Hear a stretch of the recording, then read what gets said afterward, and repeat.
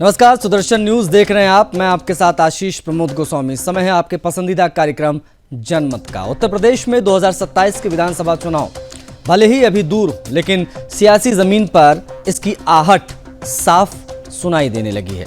खासकर पश्चिम उत्तर प्रदेश में गठबंधन, जातीय समीकरण और पुराने राजनीतिक रिश्ते, ये सब एक बार फिर से चर्चा के केंद्र में आ चुके हैं। इसी कड़ी में राष्ट्रीय लोक दल यानी कि आरएलडी ने विधानसभा चुनाव को लेकर अपनी तैयारियां तेज कर दी हैं। बुधवार को आरएलडी अध्यक्ष और केंद्रीय मंत्री जयंत चौधरी ने दिल्ली में पश्चिमी उत्तर प्रदेश के गुर्जर नेताओं के साथ बैठक की। इस बैठक में पूर्व सांसद मलुक नागर, सांसद चंदन चौहान समेत पार्टी के कई गुर्जर नेता मौजूद रहे। बैठक का मकसद साफ था, पश्चिम उत्तर प्रदेश से संगठन को मजबूती देना, आने वाले विधानसभा चुनाव के लिए राजनीतिक रणनीति तैयार करना। लेकिन बैठक के बीच सियासी चर्चा का सबसे बड़ा मुद्दा बन गया समाजवादी पार्टी अध्यक्ष अखिलेश यादव का चवन्नी वाला बयान। अखिलेश यादव के बयान पर जयंत चौधरी ने जिस अंदाज में जवाब दिया, उसने सपा और आरएलडी के बीच पुराने रिश्तों और मौजूदा राजनीतिक दूरी की कहानी को फिर से सामने ला दिया। अखिलेश यादव के ट्वीट और उनके बयान पर प्रतिक्रिया देते हुए जयंत चौधरी ने कहा कि वो अपनी बात कहें तो अच्छा है। जयंत ने कहा कि उनके साथ खड़े होने वाले हर सहयोगी जिन्होंने आज तक उनका सहयोग किया हो या आज भी उनके साथ खड़े हों, उनको वो इस तरह की बयानबाजी से सोचने पर मजबूर कर रहे हैं। यानी जयंत चौधरी ने सीधे तौर पर किसी का नाम लिए बिना अखिलेश यादव को यह संदेश देने की कोशिश की। राजनीतिक सहयोगियों पर इस तरह की टिप्पणी भविष्य के रिश्तों को प्रभावित कर सकती है। जयंत चौधरी ने आगे कहा, बाकी लोकतंत्र है, बाकी जनता सबको बनाती भी है और जनता ही सबको बिगाड़ती भी है, जनता जनार्दन है। वहीं जब उनसे अखिलेश यादव की ओर से की गई चवन्नी वाली टिप्पणी को लेकर सीधा सवाल पूछा गया तो जयंत चौधरी ने कहा कि भैया उनसे जाकर ही पूछिए। जयंत का यह जवाब छोटा जरूर था, लेकिन सियासी संदेश बहुत बड़ा। दरअसल अखिलेश यादव ने हाल ही में बिना नाम लिए कहा था कि उनके साथ गठबंधन के लिए कहां से लोग आ गए थे। उन्होंने कहा कि हमने चवन्नी का रुपया बना दिया, फिर भी छोड़कर चले गए। अखिलेश ने जयंत चौधरी का नाम सीधे तौर पर नहीं लिया, लेकिन इस बयान को जयंत चौधरी से जोड़कर देखा गया। बड़े पैमाने पर प्रदर्शन भी हुआ, लेकिन अब जब समाजवादी पार्टी के प्रदेश अध्यक्ष श्यामलाल ने भी वही बयान दोहराया और एक कदम आगे बढ़ते हुए ये कह दिया कि ABCD भी हमने सिखाई, उसके बाद में सीधे तौर पर चौधरी चरण सिंह के राजनीतिक इतिहास पर सवाल खड़ा कर दिया समाजवादी पार्टी ने। ये पूरा देश जानता है कि पश्चिम यूपी में आरएलडी का क्या रौला रहा है। 2017 में साथ मिलकर चुनाव नहीं लड़े थे आरएलडी और समाजवादी पार्टी ने, तो उस समय समाजवादी पार्टी 47 सीटों पर सिमट गई थी। और 2022 में जब साथ मिलकर लड़े तो समाजवादी पार्टी के सीटों का आंकड़ा 100 के पार गया। 35 सीटें हैं करीब करीब पश्चिम यूपी में, जहां पर जाट बाहुल आबादी है। बड़े पैमाने पर आरएलडी का समर्थक है, वो एक तरफा गिरता है। लेकिन इस बार जिस प्रकार का बयान दिया गया है वो अपने आप में बहुत हैरान करता है। ये जो जाट बाहुल क्षेत्र वाली सीटें हैं, वहां आरएलडी का जहां वर्चस्व है, वहां समाजवादी पार्टी का सुपड़ा साफ होना काफी हद तक इस बार तय नजर आ रहा है, क्योंकि बड़े पैमाने पर विरोध प्रदर्शन धरातल पर दिखाई दे रहा है। कार्यकर्ताओं ने अखिलेश यादव के खिलाफ नारेबाजी भी की है, उनका पुतला भी जलाया गया 2 दिन पहले। प्रदर्शन के दौरान टोटी चोर होश में आओ के नारे लगे। यह विवाद अब नेताओं के बयानों से निकलकर कार्यकर्ताओं के प्रदर्शन तक पहुंच चुका है और समाजवादी पार्टी के प्रदेश अध्यक्ष के द्वारा दिए गए बयान के बाद उस बयान ने आग में घी डालने का काम किया, आप ये कह सकते हैं। टोटी चोर के पुतले जलाए जा रहे हैं। आप देख सकते हैं किस प्रकार से बड़े पैमाने पर पश्चिम यूपी पर विरोध दिखाई दिया। अखिलेश यादव का चवन्नी वाला बयान कहीं समाजवादी पार्टी को पश्चिम यूपी में ले ना डूबे, ये अपने आप में सवाल है। देखिए, एक तरफ समाजवादी पार्टी अपने पुराने सामाजिक समीकरणों को मजबूत करने की कोशिश कर रही है, तो दूसरी तरफ आरएलडी पश्चिमी उत्तर प्रदेश में अपने संगठन और राजनीतिक आधार को मजबूत करने में जुटी है। ऐसे में आने वाले दिनों में बयानबाजी और तेज तय मानी जा रही है। फिलहाल जयंत चौधरी ने जवाब में किसी व्यक्तिगत हमले का रास्ता नहीं चुना, बल्कि लोकतंत्र और जनता की भूमिका पर उनका फोकस ज्यादा नजर आया। जनता सबको बनाती है, जनता जनार्दन है, इस प्रकार की बातें जयंत चौधरी ने की हैं। लेकिन जो दर्द आरएलडी के कार्यकर्ताओं का धरातल पर दिखाई दे रहा है, वो अपने आप में बताने के लिए काफी है कि कितना बड़ा नुकसान समाजवादी पार्टी ने आरएलडी को चवन्नी बोलकर कर दिया है।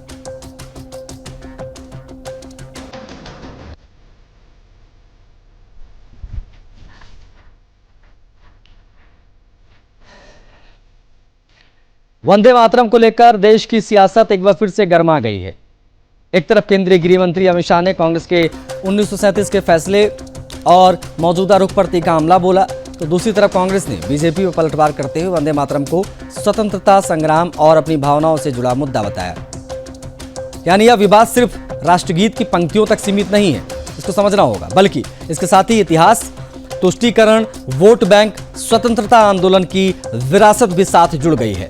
गृह मंत्री अमित शाह ने गुरुवार को कहा कि कांग्रेस का वंदे मातरम पूरा ना गाने का फैसला हैरान कर देने वाला और देश विरोधी है। शाह ने कहा कि 1937 में कांग्रेस ने जो फैसला लिया था उसे प्रधानमंत्री नरेंद्र मोदी ने सुधारा है। अमित शाह का आरोप कि कांग्रेस ने 1937 में राष्ट्रगीत के 2 टुकड़े कर मुस्लिम तुष्टीकरण किया था। उनके मुताबिक उस फैसले से 2 राष्ट्र सिद्धांत को मजबूती मिली थी और आगे चलकर देश का विभाजन हुआ।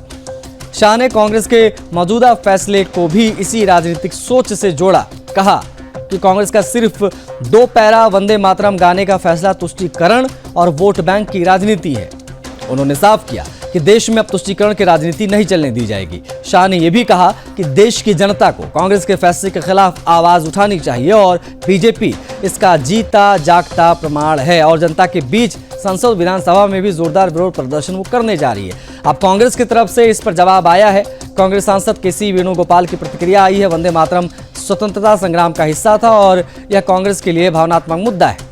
उनका आरोप है कि बीजेपी स्वतंत्रता संग्राम का हिस्सा नहीं थी और उसके लिए वंदे मातरम राजनीतिक मुद्दा है। यानी दोनों दल एक ही राष्ट्रगीत को लेकर बिल्कुल अलग अलग राजनीतिक नजरिया रख रहे हैं। दरअसल कांग्रेस वर्किंग कमेटी ने बुधवार को फैसला किया कि पार्टी अपने सभी कार्यक्रमों में वंदे मातरम के 6 में से सिर्फ शुरुआती 2 पैरा गाएगी।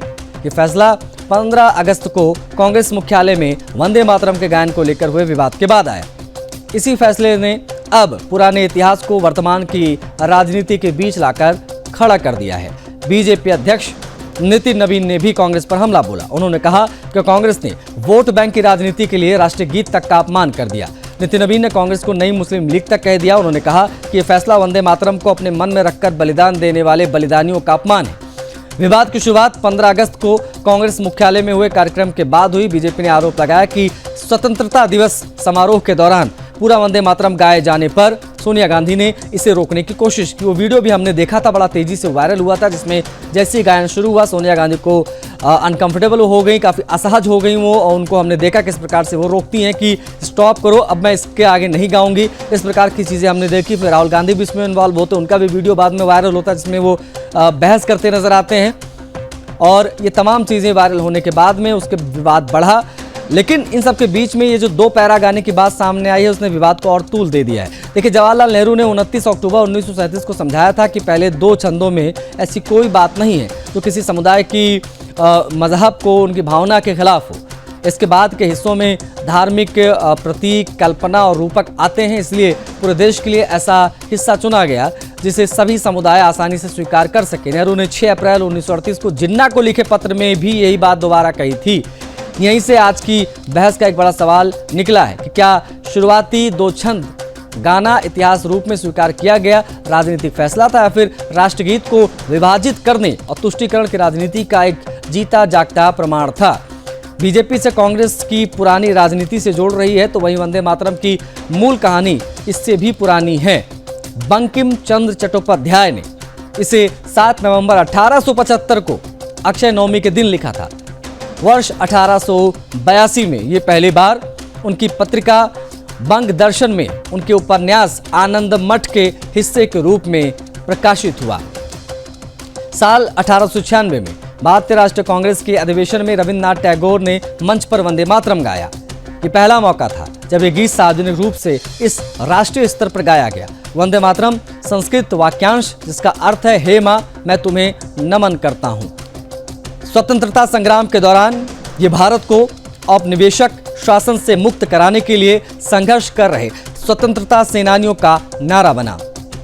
अब मौजूदा विवाद में एक और अहम पहलू सरकारी आदेश और कानून का है।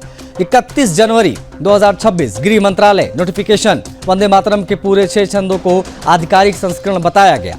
आदेश के मुताबिक राष्ट्रीय गीत गाए जाने पर आधिकारिक यानी पूरा संस्करण गाया जाना चाहिए और सम्मान तथा शिष्टाचार बनाए रखते हुए सावधान मुद्रा में खड़े होने के निर्देश दिए गए। इसकी टाइमिंग 3 मिनट 10 सेकंड बताई गई। जो लोग राष्ट्रगान नहीं गा पा रहे थे उनके लिए राष्ट्रगीत गाना बहुत बड़ा चैलेंजिंग हो गया। 9 जुलाई 2026 की दूसरे नोटिफिकेशन में राज्यों, यूटीज, केंद्र शासित प्रदेश और केंद्र सरकार के सभी मंत्रालयों को राष्ट्रगीत और राष्ट्रगान से जुड़े आदेशों का सख्ती से पालन करने के लिए कहा गया। इसमें सही पाठ, उच्चारण और तय प्रोटोकॉल की बात कही गई। अगर राष्ट्रगीत और राष्ट्रगान दोनों गाए या बजाए जाए तो पहले राष्ट्रगीत और उसके बाद राष्ट्रगान होगा। इसके अलावा अगस्त 2026 में लाए गए इस prevention of insult to national honour संशोधन कानून के तहत जानबूझकर राष्ट्रीय गीत के गायन को रोकने या गायन कर रही सभा में रुकावट डालने पर 3 साल तक की जेल, जुर्माना या दोनों का प्रावधान रखा गया। वंदे मातरम पर शाखा कांग्रेस पर हमला और उसके बाद की जो सिचुएशन बनी, उसके बाद ये चीज़ें बहुत हैरान करती कि कांग्रेस पार्टी अब अपना नियम बना रही कि हम सिर्फ 2 ही पैरा गाएंगे।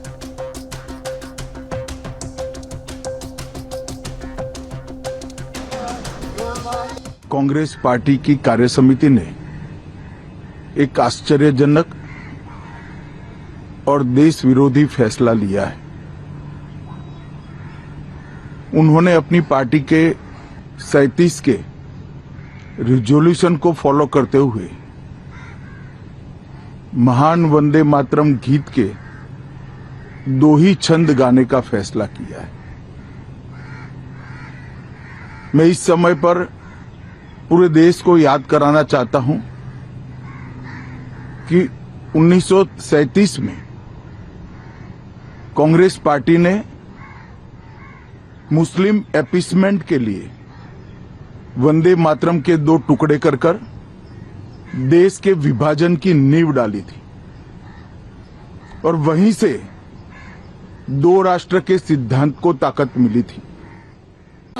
झारखंड हाईकोर्ट ने राज्य की हेमंत सोरेन सरकार के उस आदेश पर अंतरिम रोक लगा दी है जिसके तहत 11वीं से 13वीं जेपीएससी यानी झारखंड लोक सेवा आयोग परीक्षाओं के माध्यम से नियुक्त सरकारी कर्मियों की नियुक्तियों को रद्द करने की अधिसूचना जारी की गई थी। अदालत के इस फैसले से नवनियुक्त अफसरों को बड़ी राहत मिली है जो सरकार के अचानक लिए गए फैसले के कारण अचानक बेरोजगारी के मुहाने पर आ गए थे। राजधानी रांची में जेपीएससी और जेएसएससी की परीक्षाओं में अनियमितताएं और धांधली को लेकर छात्रों का उग्र आंदोलन चल रहा था। छात्रों के विरोध प्रदर्शन के दबाव में आकर मुख्यमंत्री हेमंत सोरेन ने कई बड़ी परीक्षाओं और नियुक्तियों को रद्द करने का बड़ा ऐलान कर दिया था। लेकिन सरकार के इस एक तरफा फैसले ने उन अभ्यर्थियों और अधिकारियों के भविष्य पर संकट के बादल मंडरा दिए थे जिन्होंने कड़ी मेहनत के बाद चयन प्रक्रिया पूरी की और पिछले कुछ समय से सेवा में कार्यरत थे। एक तरफ आंदोलनरत छात्रों की मांगे थी तो दूसरी तरफ उन चयनित कर्मियों का दर्द था जो रातों रात नौकरी गंवाकर सड़क पर आने की स्थिति में पहुंच गए थे। इसी अनिश्चितता और संकट को देखते हुए चयनित अधिकारियों सौरभ सिंह, अवधेश कुमार, दीपमाला, सोनम कुमारी और अन्य ने सरकार की अधिसूचना को असंवैधानिक बताते हुए हाईकोर्ट का दरवाजा खटखटाया था। मामले की सुनवाई हाईकोर्ट के न्यायाधीश जस्टिस दीपक रोशन की सिंगल बेंच में हुई। याचिकाकर्ताओं की ओर से वरिष्ठ अधिवक्ता इंद्रजीत सिन्हा और अधिवक्ता अमृतांश वत्स ने पक्ष रखा। अदालत में बहस के दौरान यह तर्क दिया गया कि बिना किसी व्यक्तिगत जांच या ठोस आधार के पहले से नियुक्त कर्मियों को एकमुश्त बर्खास्त या रद्द करना उनके जीवन और आजीविका के मौलिक अधिकारों का हनन है। और इस गंभीरता को समझते हुए पहले से कार्यरत अधिकारियों के हितों की रक्षा करते हुए राज्य सरकार के नोटिफिकेशन पर तत्काल प्रभाव से रोक लगा दी गई। गौरतलब है कि परीक्षा सुधार और पारदर्शी व्यवस्था बनाने के लिए हेमंत सोरेन सरकार ने कई कदम उठाने के ऐलान किए थे। धांधली के मामले की तेजी से सुनवाई के लिए हाईकोर्ट के फास्ट ट्रैक कोर्ट गठित करने का अनुरोध, जेपीएससी और जेएसएससी दोनों आयोगों में आंतरिक निगरानी प्रकोष्ठ का गठन, परीक्षा प्रणाली में सुधार के लिए एक उच्च स्तरीय यानी हाई लेवल कमेटी का गठन, जिसे 2 महीने के भीतर अपनी रिपोर्ट सरकार को सौंपनी है। हाईकोर्ट का यह आदेश इस बात को रेखांकित करता है कि प्रशासनिक सुधार और आंदोलन के दबाव में लिए जाने वाले राजनीतिक फैसलों में उन लोगों के अधिकारों की अनदेखी नहीं की जा सकती जो नियमानुसार चयनित होकर सेवा दे रहे हैं। यदि परीक्षाओं में गड़बड़ी हुई तो उसकी जांच और सुधार प्रक्रिया निष्पक्ष होनी चाहिए, लेकिन बिना ठोस व्यक्तिगत जांच के कार्यरत कर्मचारियों को सड़क पर ला देना कानूनन सही नहीं है। हाईकोर्ट के इस स्टे से अब चयनित अधिकारियों को राहत मिली है। वहीं सरकार को अब इस मामले में कानूनी और प्रशासनिक तौर पर अधिक संभल कर कदम उठाना होगा।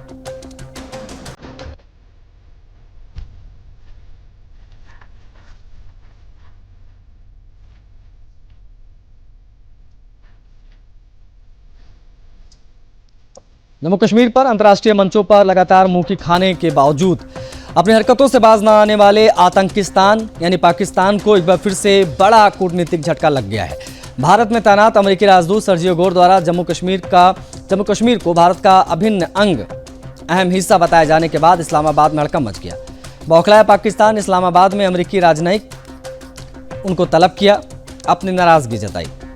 डिमार्च यानी कि जिसको विरोध पत्र कहते हैं वो दिया गया। हालांकि पाकिस्तान का ये कदम उसके सदियों पुराने दोहरे रवैये यानी कि दोगलेपन और कूटनीतिक बौखलाहट का एक जग जाहिर करने वाला प्रमाण है। भारत में अमेरिकी राजदूत सर्जियो गोर हाल ही में जम्मू कश्मीर गए थे, श्रीनगर दौरे पर पहुंचे थे। इस दौरान उन्होंने न केवल क्षेत्र की अलौकिक सुंदरता और शांतिपूर्ण माहौल की तारीफ की, बल्कि 2 बेहद महत्वपूर्ण बातें भी उनके द्वारा कही गई। गोर ने स्पष्ट रूप से स्वीकार किया कि जम्मू कश्मीर भारत का एक अहम और अटूट हिस्सा है। उन्होंने भी संकेत दिया कि अमेरिका जम्मू कश्मीर को लेकर अपनी यात्रा चेतावनी को हल्का करने पर विचार कर रहा है, ताकि अधिक से अधिक अमेरिकी पर्यटक यहां आकर इसकी सुंदरता का अनुभव कर पाएं।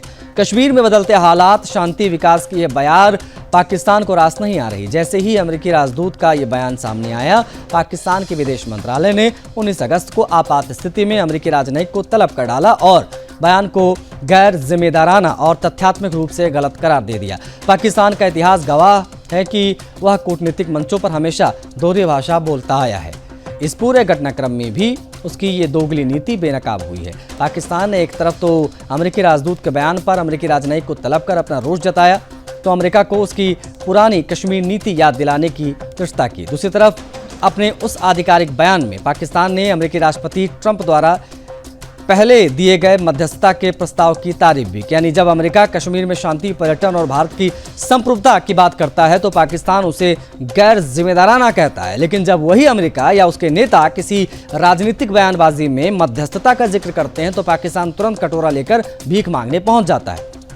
ये पाकिस्तान का दोहरा चरित्र है जो हमने समय दर समय देखा है। यूएन से लेकर तमाम जगहों पर पाकिस्तान मुंह की खाता है, क्योंकि जो सच्चाई है उसे दुनिया मुंह नहीं फेर सकती। लेकिन पाकिस्तान अपनी एक अलग दुनिया में जीने वाला देश है। आतंक के अलावा उसको कुछ सूझता नहीं है। और जिस प्रकार से सर्जियो गोर ने बयान दिया उसके बाद में एकदम से बौखलाहट पाकिस्तानियों की, पूरा इस्लामाबाद हिल गया। सर्जियो गोर जैसे शीर्ष कूटनीतिज्ञ श्रीनगर जाकर ज़मीनी हकीकत अगर देखते हैं, बताते हैं, तो पाकिस्तान झूठा नैरेटिव फैलाता है जो वो खारिज अपने आप हो जाता है। अमेरिकी राजदूत का ये कदम और बयान भारत के लिए एक बड़ी कूटनीतिक जीत है, जिसको उसी प्रकार से देखा जाना चाहिए, क्योंकि महाशक्ति का ये कहना कि अभिन्न अंग है जम्मू कश्मीर भारत का, वो तमाम पाकिस्तान के उन दावों को, पाकिस्तान की उन बातों को सिरे से खारिज करता है और कश्मीर पर पाकिस्तान का झूठ एक बार फिर से पस्त हो गया।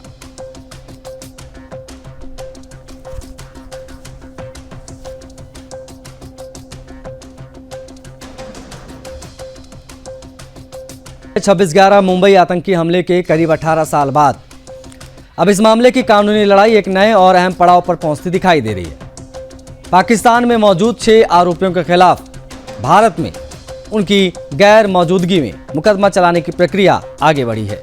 देखिए, इस कार्रवाई को इसलिए महत्वपूर्ण माना जा रहा है क्योंकि भारतीय नागरिक सुरक्षा संहिता यानी कि BNS की धारा 356 के तहत ट्रायल इन एब्सेंटिया यानी आरोपी की गैर मौजूदगी में मुकदमा चलाने की व्यवस्था का इस्तेमाल इस मामले में किया जा रहा है।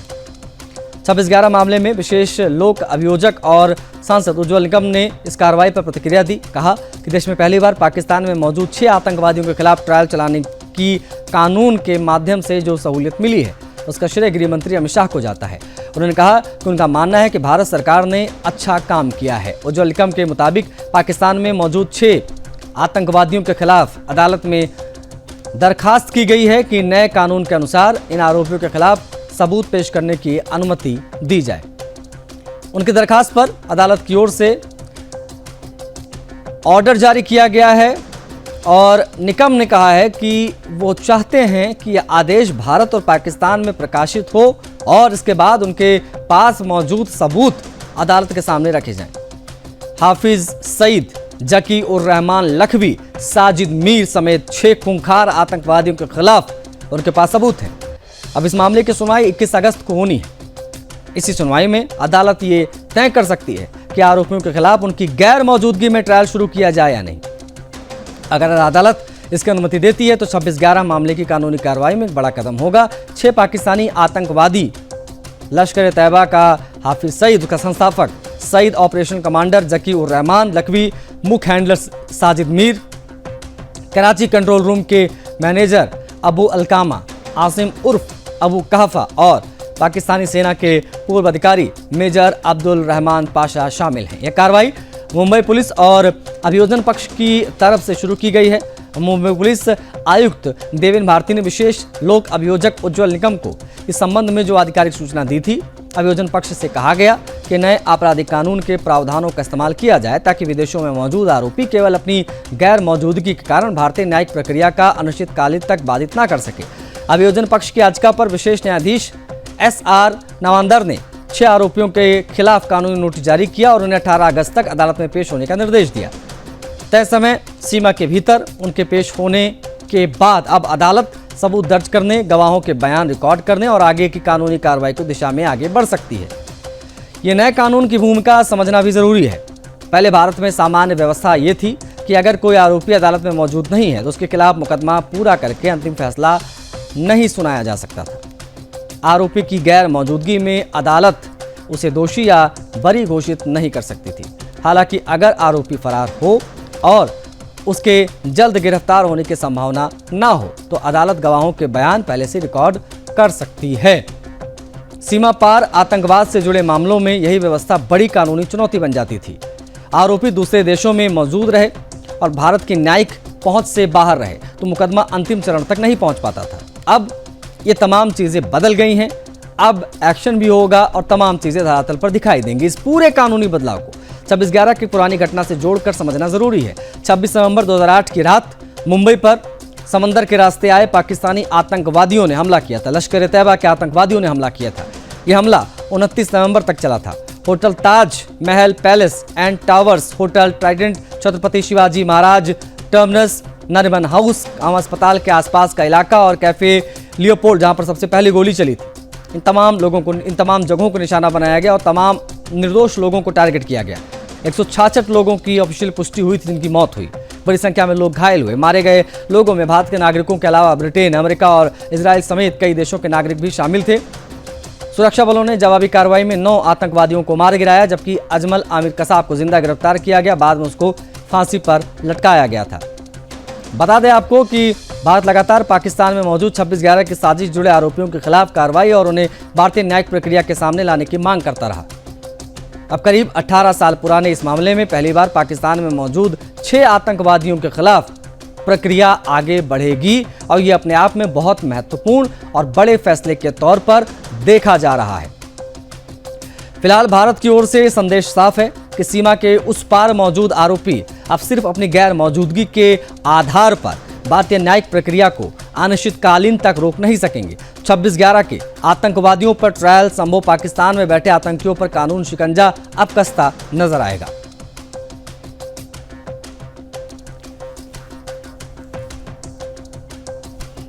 हमारे देश में पहली बार जो नया कानून भारत के गृह मंत्री अमित जी शाह ने लाया है BNSS, उसके तहत फॉरेन के यानी पाकिस्तान के 6 सिटीजन्स को जिन्होंने बम्बे पे 26/11 को हमला किया था, जिन्होंने साजिश रची थी, उन साजिशकर्ता के खिलाफ हमने कोर्ट में अर्जी दी थी जो हाफिज सईद, जो लश्कर तोयबा का फाउंडर, लश्कर तोयबा का ऑपरेशनल कमांडर जकीहुर रहमान लखवी, साजिद मीर, अबू काफा और लश्कर तोयबा का मेजर अब्दुल रहमान पाशा और अबू अल खामा, इन 6 अभियुक्तों के खिलाफ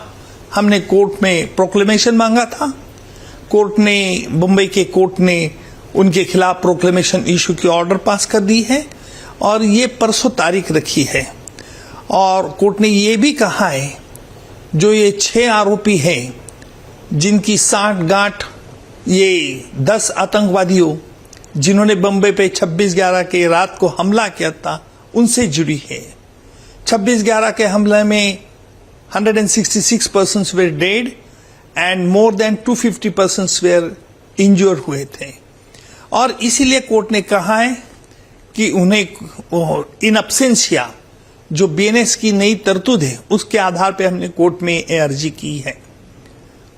ये जो 6 अभियुक्त है इनके खिलाफ अजमल अमीर कसाब ने अपने इकबाली बयान में सबूत दिए थे।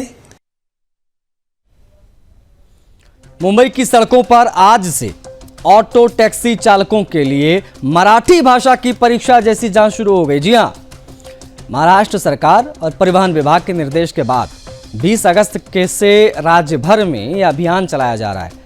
मुंबई में कांदिवली, दहिसर और बोरीवली इलाके में आरटीओ की फ्लाइंग स्क्वाड सड़क पर उतर चुकी है। टीम ऑटो और टैक्सी रोककर चालकों से मराठी में बातचीत कर रही है और उनकी बुनियादी मराठी समझने और जवाब देने की क्षमता जांच रही है। दरअसल महाराष्ट्र में ऑटो रिक्शा और टैक्सी चालकों के लिए व्यवहारिक मराठी भाषा का ज्ञान जरूरी कर दिया गया है।